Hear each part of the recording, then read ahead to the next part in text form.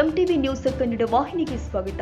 ಹುಕ್ಕೇರಿ ವಿದ್ಯುತ್ ಸಹಕಾರಿ ಸಂಘದ ಚುನಾವಣಾ ಅಂಗವಾಗಿ ಇವತ್ತು ರವಿವಾರದಂದು ತಾಲೂಕಿನ ಬಾಡ ಗ್ರಾಮದಲ್ಲಿ ಭರ್ಜರಿ ಪ್ರಚಾರ ನಡೆಯಿತು.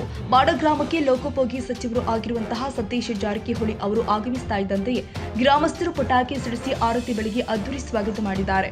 ನಂತರದಲ್ಲಿ ಮೆರವಣಿಗೆ ಮಾಡುವುದರ ಮೂಲಕ ಸಚಿವರಿಗೆ ವೇದಿಕೆ ತನಕ ವಾದ್ಯಗಳೊಂದಿಗೆ ಪಾದಯಾತ್ರೆ ಮಾಡಿದರು.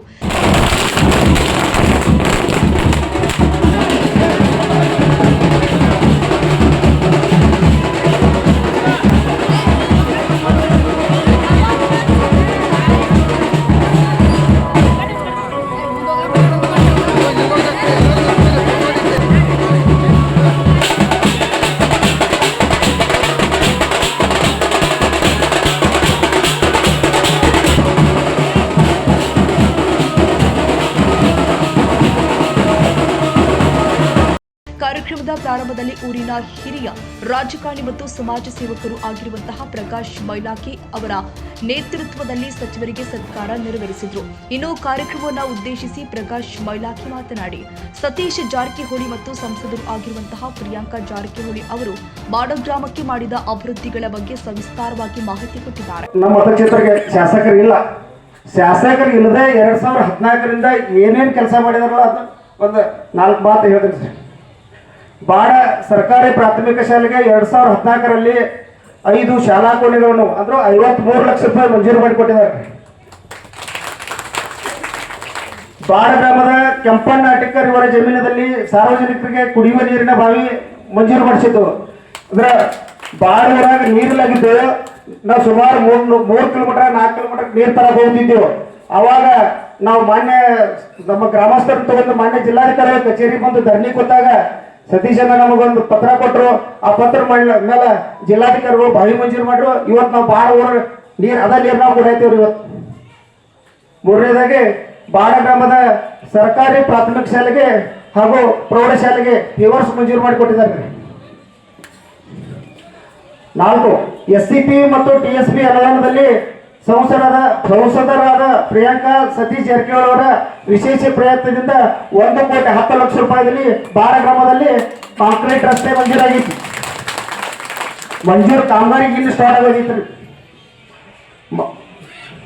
ಮಾನ್ಯ ಸಂಸದರಾದ ಪ್ರಿಯಾಂಕಾ ಸತೀಶ್ ಜಾರಕಿಹೊಳಿ ಅವರ ಅನುದಾನದಲ್ಲಿ ಬಸ್ ನಿಲ್ದಾಣ ಮಂಜೂರಾಗಿದ್ದು ಸದ್ಯದಲ್ಲಿ ಕಾಮಗಾರಿ ಪ್ರಾರಂಭವಾಗಲಿದೆ.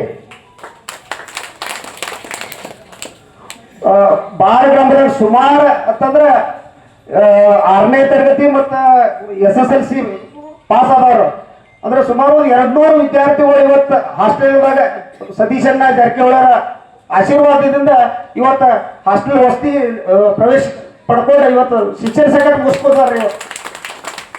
ಪ್ರತಿ ಬಡವರು ಎಲ್ಲೇ ಯಾವಾಗ ಹೋದ್ರೂ ಒಂದು ಪತ್ರ ಕೊಡ್ತಾರೆ. ಪತ್ರ ಕೊಡ್ತ ಸಾವುಕಾರ ಅಲ್ಲಿ ಕೆಲಸ ಆಗಿ ನಮ್ಮ ಎಲ್ಲ ವಿದ್ಯಾರ್ಥಿಗಳು ಹಾಸ್ಟೆಲ್ ಅಡ್ಮಿಷನ್ಗಳು ಸಿಕ್ಕಿದವ್ರು. ಇವತ್ತು ಇನ್ನೂ ಸುಮಾರು ಕೆಲಸಗಳು ಸಾವುಕಾರ ಮಾಡೋರು.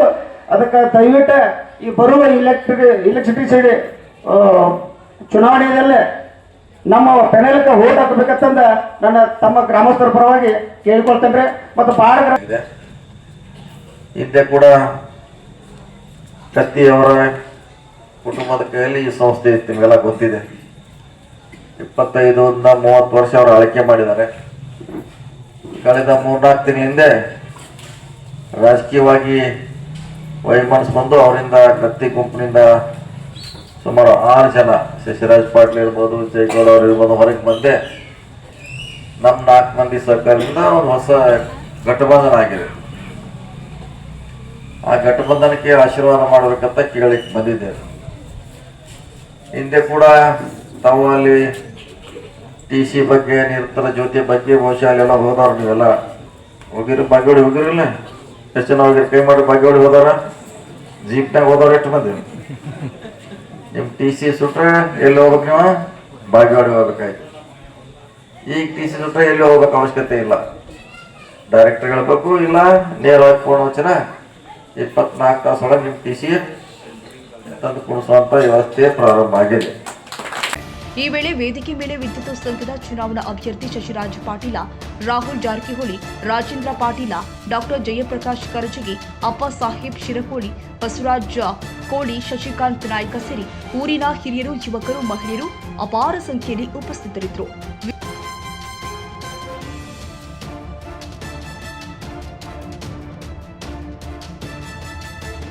ತಾಜಾ ಸುದ್ದಿಗಾಗಿ MTV ನ್ಯೂಸ್ 24/7ಗೆ ಸಬ್ಸ್ಕ್ರೈಬ್ ಮಾಡಿ ಮತ್ತು ಬೆಲ್ ಐಕಾನ್ ಅನ್ನು ಒತ್ತಿ. ತಪ್ಪದೇ ಲಿಂಕ್ ಶೇರ್ ಮಾಡಿ.